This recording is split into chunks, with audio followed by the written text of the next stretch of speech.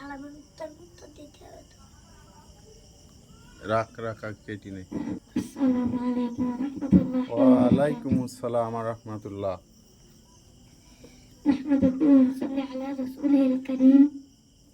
আম্মা বা'দ, আউযু বিল্লাহি মিনাশ শাইতানির রাজীম। কেমন আছেন আপনারা? আলহামদুলিল্লাহ। আলহামদুলিল্লাহ, আমরা ভালো আছি। আমরা ভালো আছি, খারাপ থেকে ইসলাম বিরোধী ঠিক না? ঠিক। তো একটু জোরে বলো। আমি আজকে সরাসরি কোরআন থেকে কথা বলবো ইনশাআল্লাহ। ইনশাআল্লাহ। এছাড়া দাঁড়িয়ে আছে বসে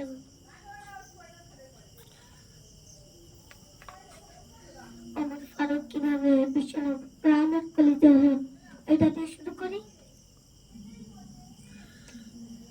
আলহামদুলিল্লাহ রাব্বিল মাশরিকাইন ওয়া রাব্বিল মাগরিবাইন। হায়রে জীবন, মৃত্যুর শেষ ঠিকানা, পৃথিবীর সবরে মুছে দেবে। সেদিন আর কেউ সাথী থাকবে না, সাথী থাকবে না। আমার ফারুক মক্কায় ঘোষণা হয়ে গেল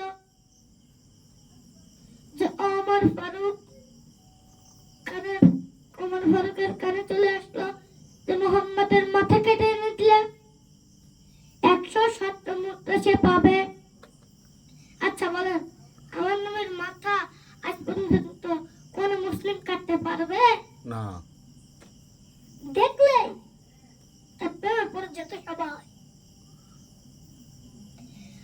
আল্লাহ নবী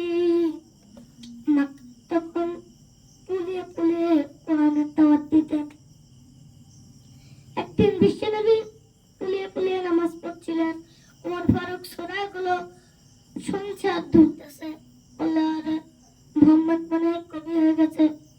আল্লাহ রাসূল তো বুঝতে পেরেছিলেন।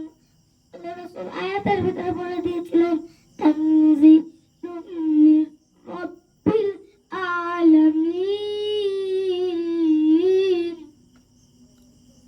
আল্লাহু আকবার। তিনি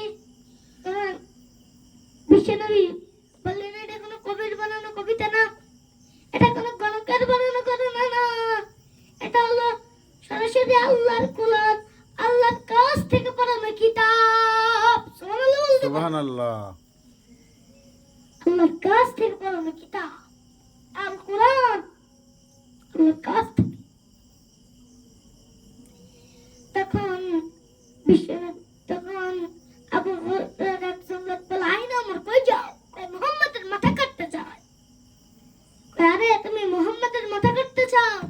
ওদিকে তোমার বোন জামাই সেটা ইসলাম গ্রহণ করে বলছে, ইসলাম গ্রহণ করে বলছে। সে আল্লাহ রাসূলের দিকে না যে বাড়ির দিকে চললেন। আল্লাহু আকবার, আল্লাহু আকবার। তার বাড়ির দিকে ছুটলেন। বাড়িতে যাওয়ার পরে বলে, তোরা পাগল হলি কেন? আমাদের ভিতরে কি আছে মুহাম্মাদের ভিতরে? কি জাদু নিয়ে এসেছে? যা বলে লোকজন পাগল হয়ে যায়। কি আছে? বললো, আমার ভাই আমার, তুমি না পাক, তুমি কি কথা কয়? তুমি কি? তুমি না পাক। তুমি না পাক, তুমি গোসল করে আসো। তিনি গোসল করে আসলেন। এসে চামড়ার পলকে তোয়া থেকে তিনি কোরআনের প্রেম করে গেলেন। সুবহানাল্লাহ।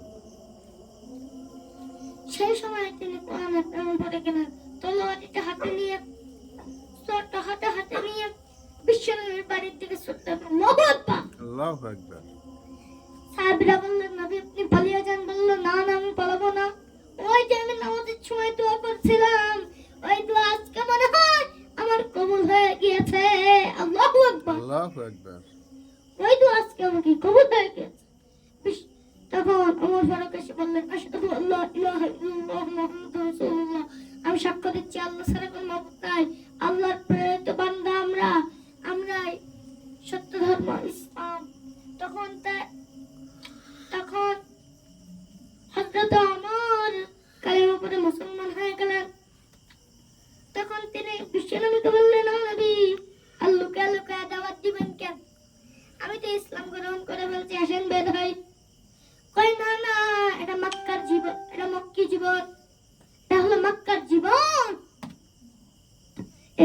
সেই জীবন না, এটা হলো মক্কার জীবন।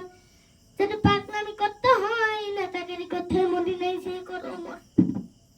এ জায়গায় না, ওমর বললেন আচ্ছা নবী আমি মদিনায় চলে যাব, আপনি একটি মিছিল দেওয়ার অনুমতি আমাকে দিন। বিশ্বনবী এসে রাজি হলেন। বিশ্বনবী বললেন যাও মিছিল দাও। তিনি 11 জন সাহাবা পেলেন, তিনি লিডার হলেন এই মিছিলের। তিনি আল্লাহু আকবার আল্লাহু আকবার আল্লাহু আকবার বলতে বলতে আবু জাহেলের ঘর থেকে কাবার গিলাফ পর্যন্ত, হযরত আসওয়াদ যে পাথরটা আছে ওই পর্যন্ত তিনি তাকবীর নিয়ে গেলেন। যাওয়ার পরে তাকবীর নিয়ে যাওয়ার পরে সে আবু জাহেল তখন পূজা করছে, কই আমার অনুমতি ছাড়া মিছিল দেয় কি? কার এত বড় সাহস আমার অনুমতি ছাড়া মিছিল দেয়? মিছিলের বাইরে যায় দেখে ওমর, আবু জাহেল দিছে একদম। সেই সময় ওমরকে দেখে শয়তানও ভয় পেত। ওমর এই রাস্তা দিয়ে হাঁটছে, শয়তান অন্য দিক দিয়ে ঘুরে। সেই সময় ওকে থামানোর মতো মক্কায় কোনো বাপের বেটা ছিল না। ওমরকে দেখে কি ভয় পেত? শয়তানও ভয় পেত। তুমি বলেছো রাসূল দেবে না, বলনি দেবে না মোর, বলনি দেবে না হামজা তারি, খালি দেবে বিজয় সমর। ঠিক কি না? ঠিক। আমরা বেশি অমর চাই না, আমাদের একটা অমরের দরকার। ঠিক না বেটে? ঠিক। এরকম একদম। তিনি 3 বাক্যের একটি ভাষণ দিলেন। এই ভাষণটা কথা শেষ করে আমি আর 2 মিনিট একটু অজু যাবো, তারপর শেষ করে দেবো। শুনুন ভালো করে। তিনি ভাষণ দিলেন, আইয়া সুলতানি, কি আছো এই মক্কায় মায়ের বুক খালি করতে চাও? কি আছো সন্তানগুলো এতিম বানাতে চাও? কি আছো স্ত্রীগুলো বিধবা বানাতে চাও? বললে আমি আমার ঠেকা। তারপরে